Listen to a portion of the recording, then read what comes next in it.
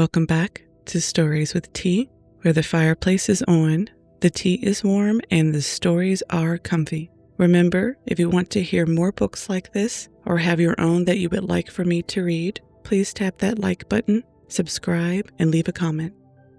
Let's continue with our story.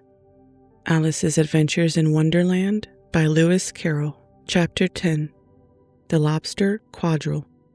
The Mock Turtle sighed deeply and drew the back of one flapper across his eyes. He looked at Alice and tried to speak, but for a minute or two sobs choked his voice. "Same as if he had a bone in his throat," said the Griffin, and it set to work shaking him and punching him in the back. At last the Mock Turtle recovered his voice, and with tears running down his cheeks, he went on again. "You may not have lived much under the sea." "I haven't," said Alice. "And perhaps you were never even introduced to a lobster." Alice began to say, "I once tasted," but checked herself hastily and said, "No, never." "So you can have no idea what a delightful thing a lobster quadrille is." "No, indeed," said Alice. "What sort of dance is it?" "Why," said the Griffin, "you first form into a line along the seashore." "Two lines," cried the Mock Turtle. "Seals, turtles, salmon, and so on. Then, when you've cleared all the jellyfish out of the way—" "That generally takes some time," interrupted the Griffin.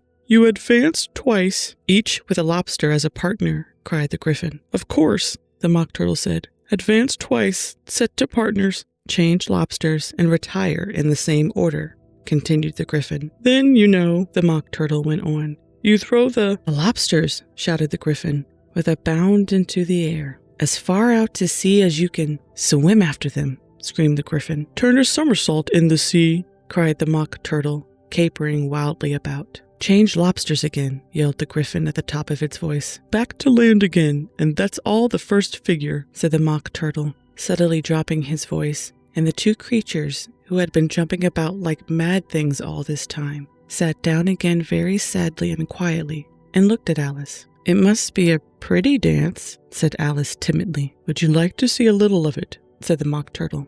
"Very much indeed," said Alice. "Come, let's try the first figure," said the Mock Turtle to the Griffin. "We can do without lobsters, you know. Which shall sing?" "You sing," said the Griffin. "I've forgotten the words." So they began solemnly dancing round and round Alice, every now and then treading on her toes when they passed too close, and waving their forepaws to mark the time, while the Mock Turtle sang this very slowly and sadly. "Will you walk a little faster?" said a whiting to a snail. "There's a porpoise close behind us, and he's treading on my tail. See how eagerly the lobsters and the turtles all advance. They're waiting on the shingle. Will you come and join the dance? Will you, won't you? Will you, won't you? Will you join the dance? Will you, won't you? Will you, won't you? Won't you join the dance? You can really have no notion how delightful it will be when they take us up and throw us with the lobsters out to sea." But the snail replied, too far,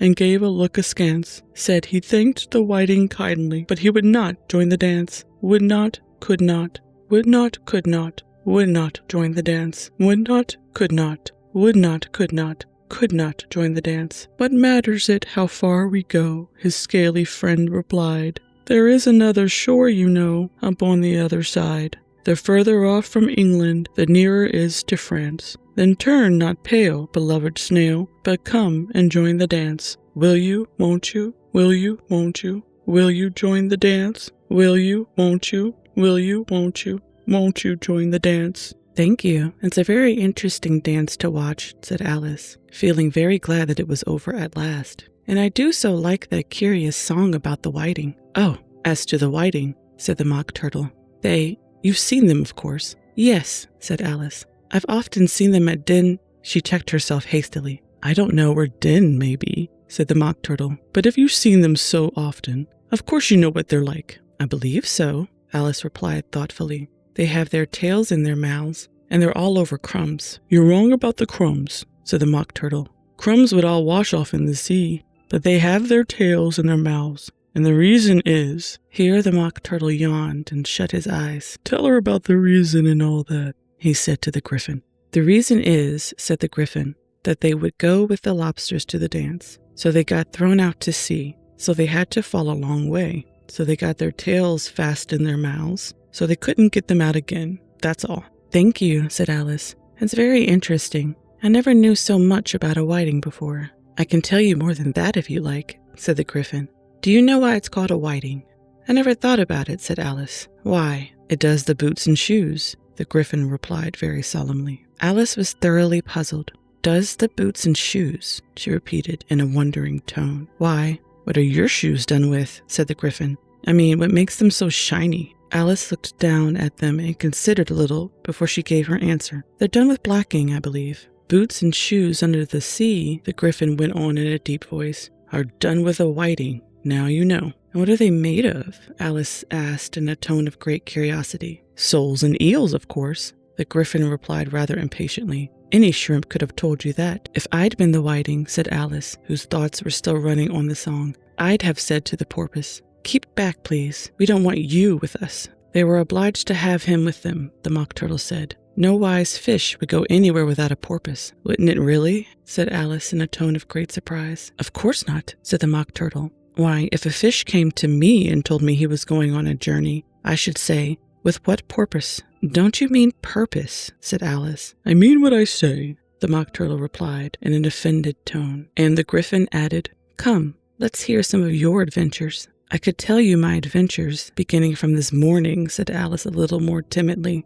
But it's no use going back to yesterday, because I was a different person then. Explain all that, said the Mock Turtle. No, the adventures first, said the Griffin in an impatient tone. Explanations take such a dreadful time. So Alice began telling them her adventures from the time when she first saw the White Rabbit. She was a little nervous about it just at first. The two creatures got so close to her, one on each side, and opened their eyes and mouths so very wide. But she gained courage as she went on. Her listeners were perfectly quiet till she got to the part about her repeating, you are old, Father William, to the caterpillar, and the words all coming different. And then the Mock Turtle drew a long breath and said, that's very curious.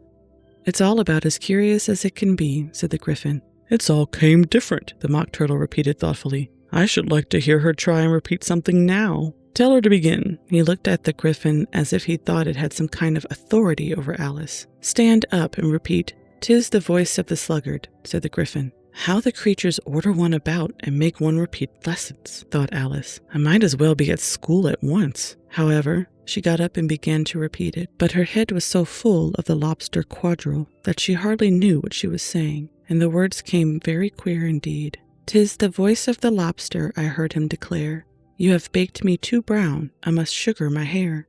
As a duck with its eyelids, so he with his nose trims his belt and his buttons, and turns out his toes. When the sands are all dry, he is gay as a lark, and will talk in contemptuous tones of the shark. But when the tide rises and sharks are around, his voice has a timid and tremulous sound. That's different from what I used to say when I was a child, said the Griffin. Well, I never heard it before, said the Mock Turtle, but it sounds uncommon nonsense. Alice said nothing. She had sat down with her face in her hands, wondering if anything would ever happen in a natural way again. I should like to have it explained, said the Mock Turtle. She can't explain it, said the Griffin hastily. Go on with the next verse. But what about his toes? The Mock Turtle persisted. How could he turn them out with his nose, you know? It's the first position in dancing, Alice said, but was dreadfully puzzled by the whole thing and longed to change the subject. Go on with the next verse, the Griffin repeated impatiently. It begins, I passed by his garden. Alice did not dare to disobey, though she felt sure it would all come wrong, and she went on in a trembling voice. I passed by his garden and marked with one eye how the owl and the panther were sharing a pie. The panther took pie crust and gravy and meat, while the owl had the dish as its share of the treat. When the pie was all finished, the owl, as a boon, was kindly permitted to pocket the spoon, while the panther received knife and fork with a growl, and concluded the banquet. What is the use of repeating all that stuff? The Mock Turtle interrupted. If you don't explain it as you go on, it's by far the most confusing thing I've ever heard. Yes, I think you should better leave off, said the Griffin, and Alice was only too glad to do so. Shall we try another figure of the lobster quadrille? The Griffin went on. Or would you like the Mock Turtle to sing you a song? A song, please, if the Mock Turtle would be so kind, Alice replied so eagerly that the Griffin said in a rather offended tone, No accounting for tastes. Sing her turtle soup, will you, old fellow?" The mock turtle sighed deeply and began, in a voice sometimes choked with sobs, to sing this: "Beautiful soup, so rich and green, waiting in a hot tureen. Who for such dainties would not stoop? Soup of the evening, beautiful soup. Soup of the evening, beautiful soup, beautiful soup, beautiful soup. Soup of the evening, beautiful, beautiful soup, beautiful soup. Who cares for fish, game, or any other dish? Who would not give all else for 2 pennyworth only of a beautiful soup? Pennyworth only of a beautiful soup. Beautiful soup, beautiful soup. Soup of the evening, beautiful, beautiful soup." "Chorus again," cried the Griffin. And the mock turtle had just begun to repeat it when a cry of "The trial's beginning" was heard in the distance. "Come on," cried the Griffin, and, taking Alice by the hand, it hurried off without waiting for the end of the song. "What trial is it?" Alice panted as she ran, but the Griffin only answered, "Come on," and ran the faster, while more and more faintly carried on the breeze that followed them, the melancholy words, "Soup of the evening, beautiful, beautiful soup." Chapter 11. Who Stole the Tarts? The King and Queen of Hearts were seated on their throne when they arrived, with a great crowd assembled about them, all sorts of little birds and beasts, as well as the whole pack of cards. The knave was standing before them in chains, with a soldier on each side to guard him, and near the king was the white rabbit, with a trumpet in one hand and a scroll of parchment in the other. In the very middle of the court was a table, with a large dish of tarts upon it. They looked so good that it made Alice quite hungry to look at them. "I wish they'd get the trial done," she thought, "and hand round the refreshments." But there seemed to be no chance of this, so she began looking at everything about her to pass away the time. Alice had never been in a court of justice before, but she had read about them in books, and she was quite pleased to find that she knew the name of nearly everything there. "That's the judge," she said to herself, because of his great wig. The judge, by the way, was the king, and as he wore his crown over the wig, look at the frontispiece if you want to see how he did it. He did not look at all comfortable, and it was certainly not becoming. "And that's the jury box," thought Alice. "And those 12 creatures," she was obliged to say creatures, you see, because some of them were animals and some of them were birds. "I suppose they are the jurors." She said this last word 2 or 3 times over to herself, being rather proud of it, for she thought, and rightly too, that very few little girls of her age knew the meaning of it all. However, jurymen would have done just as well.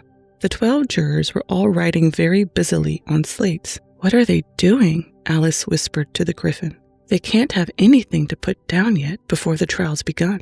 "They're putting down their names," the Griffin whispered in reply, "for fear they should forget them before the end of the trial." "Stupid things," Alice began in a loud, indignant voice, but she stopped hastily, for the white rabbit cried out, "Silence in the court," and the king put on his spectacles and looked anxiously round to make out who was talking. Alice could see, as well as if she were looking over their shoulders, that all the jurors were writing down stupid things on their slates, and she could even make out that one of them didn't know how to spell stupid and that he had to ask his neighbor to tell him. "A nice muddle their slates will be before the trial's over," thought Alice. One of the jurors had a pencil that squeaked. This, of course, Alice could not stand, and she went round the court and got behind him, and very soon found an opportunity of taking it away. She did it so quickly that the poor little juror, it was Bill, the lizard, could not make out at all what had become of it. So after hunting all about for it, he was obliged to write with one finger for the rest of the day. And this was of very little use, as it left no mark on the slate. "Herald, read the accusation," said the king. On this, the white rabbit blew 3 blasts on the trumpet, and then unrolled the parchment scroll and read as follows. "The Queen of Hearts, she made some tarts, all on a summer day. The Knave of Hearts, he stole those tarts, and took them quite away." "Consider your verdict," the king said to the jury. Not yet," the rabbit hastily interrupted. "There's a great deal to come before that." "Call the first witness," said the king, and the white rabbit blew 3 blasts on the trumpet and called out, "First witness." The first witness was the hatter. He came in with a teacup in one hand and a piece of bread and butter in the other. "I beg pardon, your majesty," he began, "for bringing these in, but I hadn't quite finished my tea when I was sent for." "You ought to have finished," said the king. "When did you begin?" The Hatter looked at the March Hare, who had followed him into the court, arm in arm with the Dormouse. 14th of March, I think it was," he said. 15th, said the March Hare. 16th, added the Dormouse. "Write that down," the king said to the jury, and the jury eagerly wrote down all 3 dates on their slates, and then added them up, and reduced the answer to shillings and pence. "Take off your hat," the king said to the Hatter. "It isn't mine," said the Hatter. "Stolen!" the king exclaimed, turning to the jury, who instantly made a memorandum of the fact. "I keep them to sell," the Hatter added as an explanation. "I've none of my own. I'm a Hatter." Here the queen put on her spectacles and began staring at the Hatter, who turned pale and fidgeted. "Give your evidence," said the king, "and don't be nervous, or I'll have you executed on the spot." This did not seem to encourage the witness at all. He kept shifting from one foot to the other, looking uneasily at the queen, and in his confusion he bit a large piece out of his teacup instead of the bread and butter. Just at this moment, Alice felt a very curious sensation which puzzled her a good deal until she made out what it was. She was beginning to grow larger again, and she thought at first she would get up and leave the court. But on second thoughts, she decided to remain where she was as long as there was room for her. "I wish you wouldn't squeeze so," said the Dormouse, who was sitting next to her. "I can hardly breathe."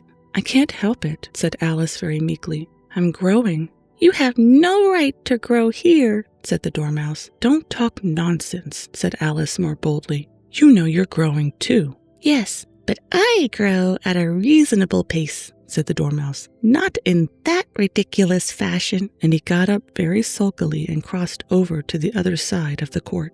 All this time the queen had never left off staring at the Hatter, and just as the Dormouse crossed the court, she said to one of the officers of the court, "Bring me the list of the singers in the last concert," on which the wretched Hatter trembled so that he shook both his shoes off. "Give your evidence," the king repeated angrily, "or I'll have you executed, whether you're nervous or not." "I'm a poor man, your majesty," the Hatter began in a trembling voice, "and I hadn't begun my tea, not above a week or so. And what with the bread and butter getting so thin, and the twinkling of the tea—" "The twinkling of the what?" said the Hatter. "It began with the tea," the Hatter replied. "Of course twinkling begins with a T," said the king sharply. "Do you take me for a dunce? Go on." "I'm a poor man," the Hatter went on, "and most things twinkled after that. Only the March Hare said—" "I didn't," the March Hare interrupted in a great hurry. "You did," said the Hatter. "I deny it," said the March Hare. "He denies it," said the king. "Leave out that part." "Well, at any rate, the Dormouse said," the Hatter went on, looking anxiously round to see if he would deny it too. But the Dormouse denied nothing, being fast asleep. "After that," continued the Hatter, "I cut some more bread and butter." "But what did the Dormouse say?" one of the jury asked. "That I can't remember," said the Hatter. "You must remember," remarked the king, "or I'll have you executed." The miserable Hatter dropped his teacup and bread and butter and went down on one knee. "I'm a poor man, your majesty," he began. "You're a very poor speaker," said the king. Here one of the guinea pigs cheered and was immediately suppressed by the officers of the court. As that is rather a hard word, I will just explain it to you how it was done. They had a large canvas bag which tied up at the mouth with strings. Into this they slipped the guinea pig head first and then sat upon it. "I'm glad I'm seeing that done," thought Alice. "I've so often read in the newspapers at the end of trials there are some attempts at applause, which was immediately suppressed by the officers of the court, and I never understood what it meant until now." "If that's all you know about it, you may stand down," continued the king. "I can't go no lower," said the Hatter. "I'm on the floor as it is." "Then you may sit down," the king replied. Here the other guinea pig cheered and was suppressed. "Come, that finished the guinea pigs," thought Alice. "Now we shall get on better." "I'd rather finish my tea," said the Hatter with an anxious look at the queen, who was reading the list of singers. "You may go," said the king, and the Hatter hurriedly left the court without even waiting to put his shoes on. "And just take his head off outside," the queen added to one of the officers, but the Hatter was out of sight before the officer could get to the door. "Call the next witness," said the king. The next witness was the Duchess's cook. She carried the pepper box in her hand. and Alice guessed who it was even before she got into the court by the way the people near the door began sneezing all at once. "Give your evidence," said the king. "Shan't," said the cook. The king looked anxiously at the White Rabbit, who said in a low voice, "Your Majesty must cross-examine this witness." "Well, if I must, I must," the king said with a melancholy air. And after folding his arms and frowning at the cook till his eyes were nearly out of sight, he said in a deep voice, "What are tarts made of?"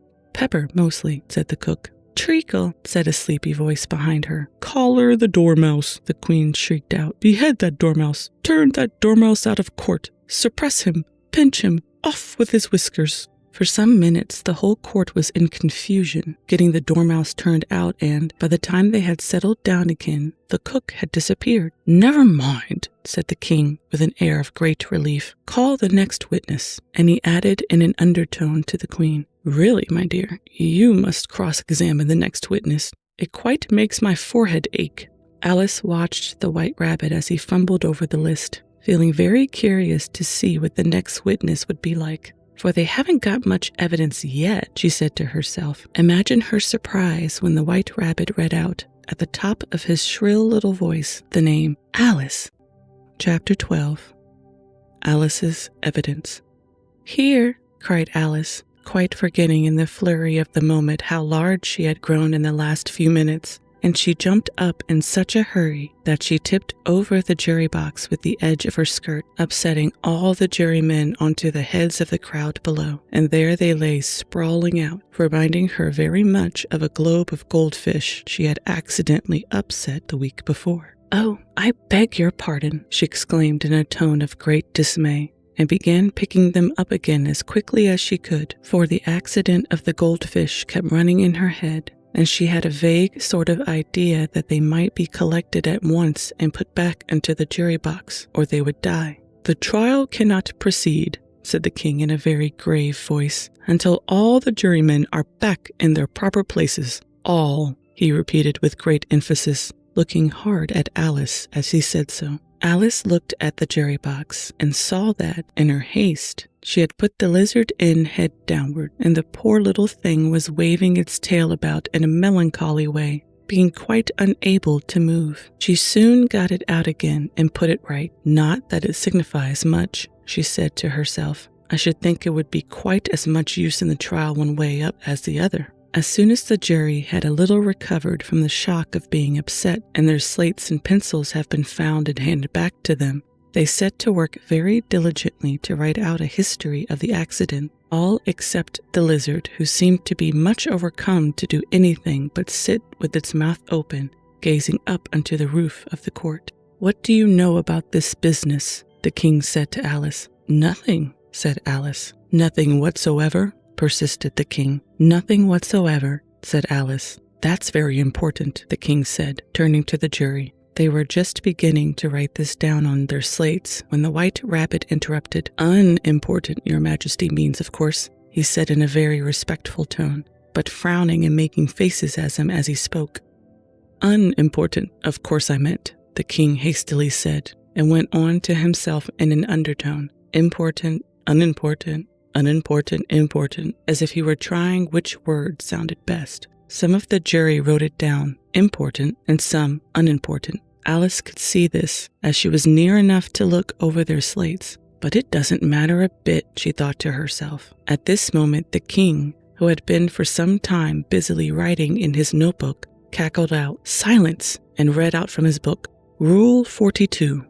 All persons more than a mile high to leave the court." Everybody looked at Alice. "I'm not a mile high," said Alice. "You are," said the king. "Nearly 2 miles high," added the queen. "Well, I shan't go at any rate," said Alice. "Besides, that's not a regular rule. You invented it just now." "It's the oldest rule in the book," said the king. "Then it ought to be number 1, said Alice. The king turned pale and shut his notebook hastily. "Consider your verdict," he said to the jury in a low, trembling voice. "There's more evidence to come yet, please your Majesty," said the White Rabbit, jumping up in a great hurry. This paper had just been picked up. "What's in it?" said the queen. "I haven't opened it yet," said the White Rabbit, "but it seems to be a letter written by the prisoner to somebody." "It must have been that," said the king, "unless it was written to nobody, which isn't usual, you know." "Who is it directed to?" said one of the jurymen. "It isn't directed at all," said the White Rabbit. "In fact, there's nothing written on the outside." He unfolded the paper as he spoke and added, "It isn't a letter after all. It's a set of verses." "Are they in the prisoner's handwriting?" asked another of the jurymen. "No, they're not," said the White Rabbit. "And that's the queerest thing about it." The jury all looked puzzled. "He must have imitated somebody else's hand," said the king. The jury all brightened up again. "Please, your majesty," said the knave. "I didn't write it, and they can't prove I did. There's no name signed at the end." "If you didn't sign it," said the king, "that only makes the matter worse. You must have meant some mischief, or else you'd have signed your name like an honest man." There was a general clapping of hands at this. It was the first really clever thing the king had said that day. "That proves his guilt," said the queen. "It proves nothing of the sort," said Alice. "Why, you don't even know what they're about." "Read them," said the king. The White Rabbit put on his spectacles. "Where shall I begin, please, your majesty?" he asked. "Begin at the beginning," the king said gravely, "and go on till you come to the end. Then stop."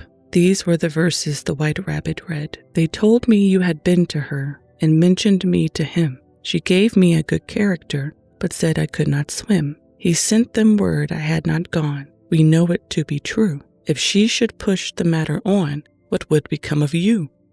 I gave her 1, they gave him 2. You gave us 3 or more. They all returned from him to you, though they were mine before. If I or she should chance to be involved in this affair, he trusts to you to set them free, exactly as they were. My notion was that you had been, before she had this fit, an obstacle that came between him and ourselves and it. Don't let him know she liked them best, for this must ever be a secret kept from all the rest, between yourself and me." "That's the most important piece of evidence we've heard yet," said the king, rubbing his hands. "So now let the jury, if any one of them can explain it," said Alice. She had grown so large in the last few minutes that she wasn't a bit afraid of interrupting him. "I'll give him 6 pence. I don't believe there's an atom of meaning in it." The jury all wrote down on their slates, "She doesn't believe there's an atom of meaning in it," but none of them attempted to explain the paper. "If there's no meaning in it," said the king,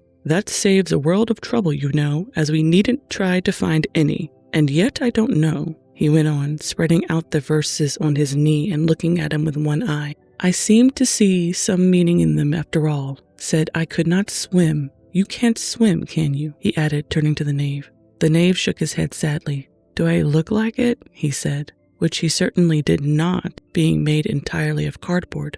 "All right, so far," said the king, and he went on muttering over the verses to himself. "We know it to be true. That's the jury, of course. I gave her 1, they gave him 2. Why, that must be what he did with the tarts, you know. But it goes on. They all returned from him to you," said Alice. "Why, there they are," said the king triumphantly, pointing to the tarts on the table. "Nothing can be clearer than that. Then again, before she had this fit—" "You never had fits, my dear, I think," he said to the queen. "Never," said the queen furiously, throwing an inkstand at the lizard as she spoke. The unfortunate little Bill had left off writing on his slate with one finger, as he found it made no mark, but now hastily began again, using the ink that was trickling down his face as long as it lasted. "Then the words don't fit you," said the king, looking round the court with a smile.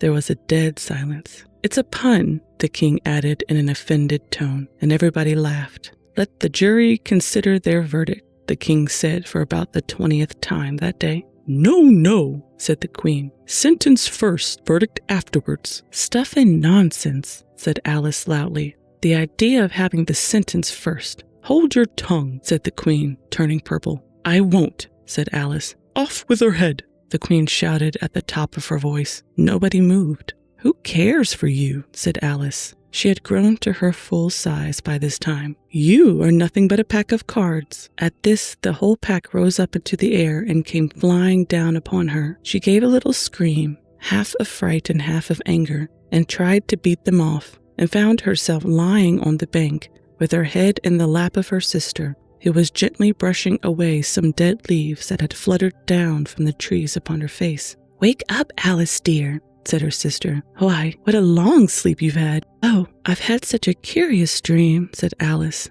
and she told her sister as well as she could remember them, all these strange adventures of hers that you have just been reading about. And when she had finished, her sister kissed her and said, "It was a curious dream, dear, certainly. But now run in to your tea, it's getting late." So Alice got up and ran off, thinking while she ran, as well as she might, what a wonderful dream it had been.